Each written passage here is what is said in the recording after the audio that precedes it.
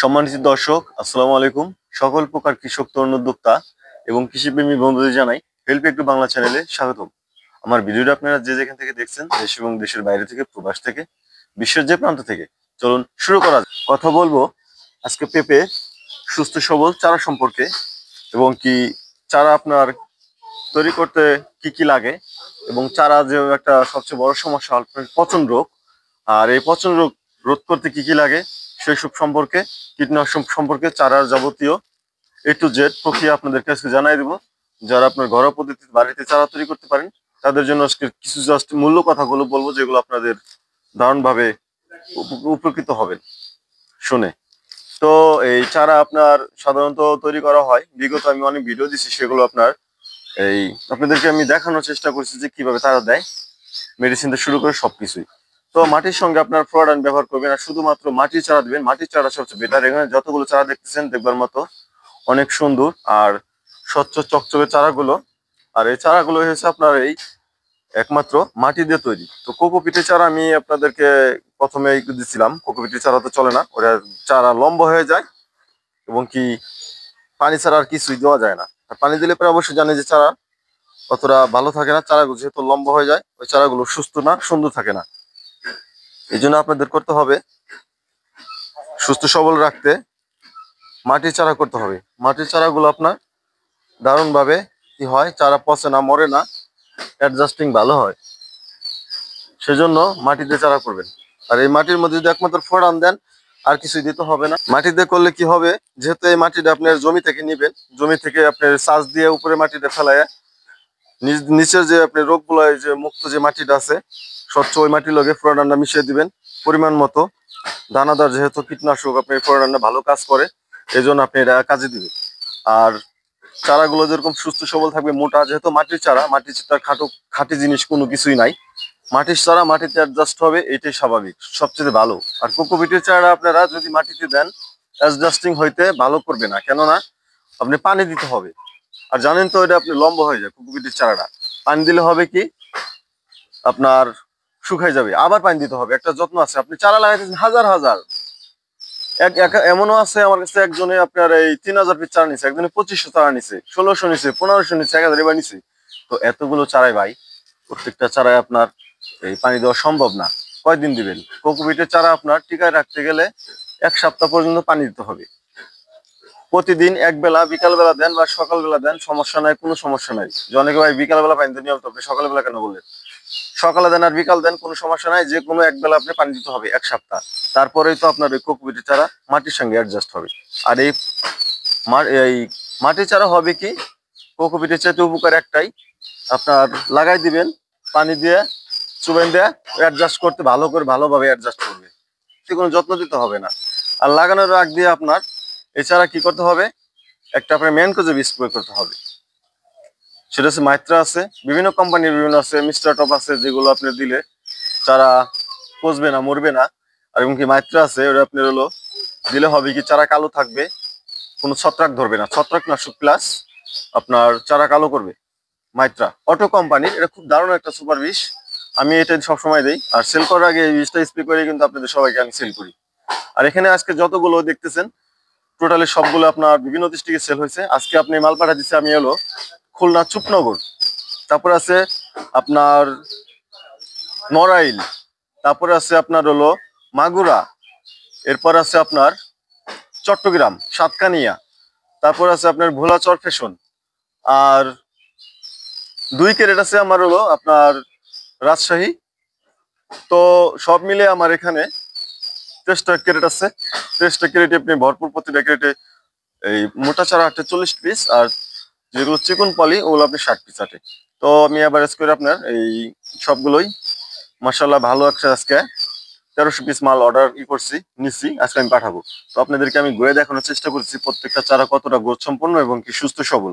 চারা লাগানোর ক্ষেত্রে আগে জানবেন যে সবচেয়ে সর্বোচ্চ সুপার জাত কোনটা, যেটা আপনার গাছের গোড়া থেকে ফলন দিবে এবং রোগমুক্ত যে জাতটা, ওইটা আপনাদেরকে জমিতে রোপণ করতে হবে। গোলবাল জাত আপনার জমিতে রোপণ করেন তো বড় ধরনের একটা মাইর খাবেন। কৃষক মানে আপনারা জানেন তো, অনেক পরিশ্রমের টাকা, হয়তো বা গরু বেচার টাকা হোক বা লোন করার টাকা হোক, সে টাকাটা কিন্তু এমনি এমনি আসে না, আর ওই টাকা তো উঠাইতে হবে। আর সবার তো জমি আছে এমন তো কোনো কথা না, নিজের জমিতে যারা চাষ করে তাদের লাভ লস, তারপর অবশ্যই লাভ লসের ব্যাপার আছে। জমিটা যদি থুইতো তবু 30,000 টাকা পাইতো, 25,000 টাকা পাইতো, নাহলে 20,000 টাকা পাইতো 1 বছর মেয়াদে। আর যে লোকটা এই জমিটা লিজ নিয়ে করতেছে 30,000 টাকা খরচ করে, তার কিন্তু আরো 30,000 টাকা খরচ হইতেছে এই পেঁপে চারা লাগাইতে, কীটনাশক করতে।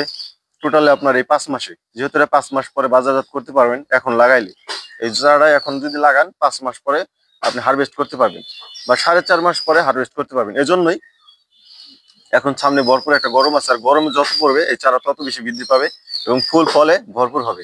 শীতকালে আপনি চারা বাড়বে না, যদিও বাড়ে সেটা কিন্তু আপনার ফুল আসবে, ফুল আসার পরে কিন্তু ফুলটা ঝরে পড়ে যাবে। শীতকালে অবশ্যই কোনো রকম আপনি সফল হবেন না। জাস্ট অগ্রিম আগাম ফসলের জন্য শীতের আগে বা শীতের এই শুরুর দিকটা লাগায়।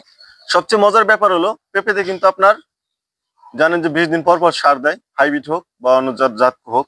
কিন্তু আমার এই জাত আপনারা চাষ করবেন তো 1 মাস পর পর সার দিবেন, সার মেডিসিন। ও 20 দিন পরে দিতে হবে না, 15 দিন পর দিতে হবে না, যেহেতু এটা কোনো রোগ নাই, রোগমুক্ত একটা জাত, মাথা কুকড়ানোর কোনো ভয় নাই। সেজন্য স্বাচ্ছন্দ্যে সবাই চাষ করতে পারে, আর এই জন্য সবচেয়ে বড় বেশি চাহিদা। কারণ হাইব্রিডটা আপনি জানেন রোগ বালাই ভরপুর। আর অনেকে ওই যে বলে যে ভাই গোড়া থেকে ধরবে, একদম গাছের গোড়া থেকে ধরবে, পয়সা যেতে পারে, শিকড় পয়সা গেলে কিন্তু গোড়া পয়সা গেলে গাছটা মারা যাবে। এই জন্যই আপনার শীতের মধ্যে কোনো রকম সার দেওয়া যাবে না, যেহেতু এখন শীত চলে গেছে গা। আর এই চারা লাগানোর পরে আপনার যেহেতু অন্যান্য ফসল করতে হলো, আপনার ওই ফুলকপি, গাজর, তারপরে আসলে আপনার হলো পেঁয়াজ বা মরিচ, বিভিন্ন ফসল দেন আপনারা। আর এই ফসলের মধ্যে সারে কিন্তু একবারে দিয়ে দেন। জমিতে রোপণ করার আগে আপনার বিভিন্ন রকমের সার মেডিসিন বেশি বেশি দিয়ে 10 দিন মাটিটা পচায়, তারপর কিন্তু আপনার এই অন্যান্য ফসল দেন। সেই ফসলের মধ্যে কিন্তু আপনার এই পেঁপেটা রোপণ করেন। কাজে এই 3 মাস বা 2.5 মাসের মধ্যে আপনি কখনোই কিন্তু সার দেওয়ার প্রয়োজন হয় না, কারণ সব রকম সার একভাবে তো আপনি দিয়েই দিচ্ছেন। আর যেহেতু শুধুমাত্র যারা পেঁপে করবে, আর পেঁপে করলে হবে কি 20 দিন পর আপনি সার দিতে হবে, দূর দিয়ে দিতে হবে। যেহেতু জানেন এটা ছোট, আর জানেন যে এই যে ছোট পেঁপে, এগুলো আপনার তাই করতে হবে। ঠিক আছে, 20 দিন পর সার দিবেন অ্যাডজাস্টিং করার জন্য। যেহেতু ওই জমিতে আপনার অত বেশি সার দিতেছেন না, সাথী ফসল হিসেবে আপনারা ওই যে টমেটো, গাজর, ফুলকপি, পেঁয়াজ, মরিচ কিছুই দিতেছেন না, সেই জন্য আপনাকে করতে হবে কি এই 20 দিন পরে সার দিবেন লাগানো রোপণ করার পর, এবং কি রাউন্ড করে পানি দিবেন। যেহেতু সামনে আপনার গরম আছে, আপনার এই পেঁপেতে এই পিছনে তাকানোর কোনো সুযোগ থাকবে না। আজকে একরকম, 1 সপ্তাহ পরে দেখবেন যে এটা গ্রোথ পায় আর এক রকম হয়ে গেছে। এটা একটা কালো জাতের একটা মানে এই গাছ, পাতাগুলো প্রচুর পরিমাণে কালো থাকবে, মনে হয় অনেক বেশি মানে সার মেডিসিন দিচ্ছেন, কিন্তু কলিজার মতো কালো থাকবে। এত বেশি গ্রোথ সম্পন্ন জাত এটা। চাপা না, শুধু মানে আপনার এই যে কাজে বিশ্বাসী হবেন। একবার যে নিচ্ছে এই যে এটা কিন্তু সে বারবার নিয়ে। এটা হলো আপনার এই আগাম না, এটা হচ্ছে আপনার এখন যে চারাটা হবে, এই চারাটা কিন্তু ঝড় বাতাস কোনো কিছুতে পাবে না। আর যেটা শীতের আগে লাগাইছে বা শীতের শুরুতে লাগাইছে, সেই জিনিসটা হবে কি চারা কিন্তু লম্বা হয়ে গেছে। শীতের মধ্যে কিন্তু চারা লম্বা হয়ে যায় এবং উপর থেকে ফলন ধরে 1-1.5 হাত উপর থেকে বা 1 হাত উপর থেকে এরকম ধরে। আর এই যে জাতটা এখন লাগাবেন, এই একই জাত তখনই লাগাইছে, এই জিনিসটা কিন্তু আপনার এই চারাটা ফলন দিবে কিন্তু গাছের গোড়া থেকে আধা হাত উপর থেকে ফলন দিবে, বা 1 স্কেল মানে 1 ফুট। ঠিক চারা দেখেন, আপনাদেরকে আমি একদম কাছ নিয়ে দেখাই দিছি। এই চারা দিলে আপনি মন ভরে যাবো দেখবার মতো চারা।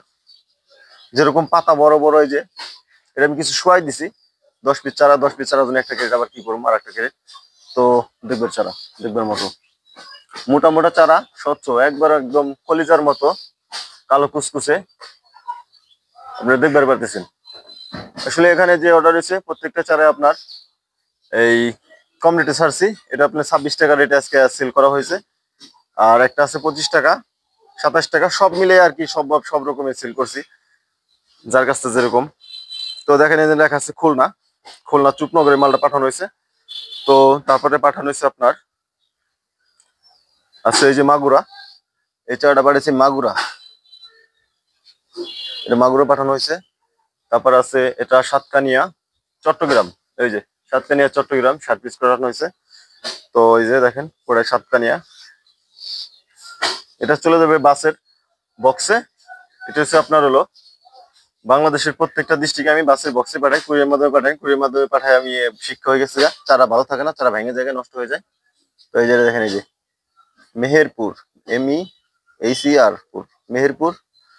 তো টোটালি আপনার এই যে মেহেরপুর, এখানে আপনার মাসাল্লাহ ভরপুর একটা অর্ডার আছে, যে টোটালি মেহেরপুর দিয়ে করা হয়েছে। আসলে সবার মিলে দেখবেন যে চারা কতটা সুষ্ঠু সম্পন্ন। আর এটা হচ্ছে এক জায়গায় আপনার সর্বোচ্চ 5টা 6টা করে চারা আছে, সর্বনিম্ন 3টার নিচে আমরা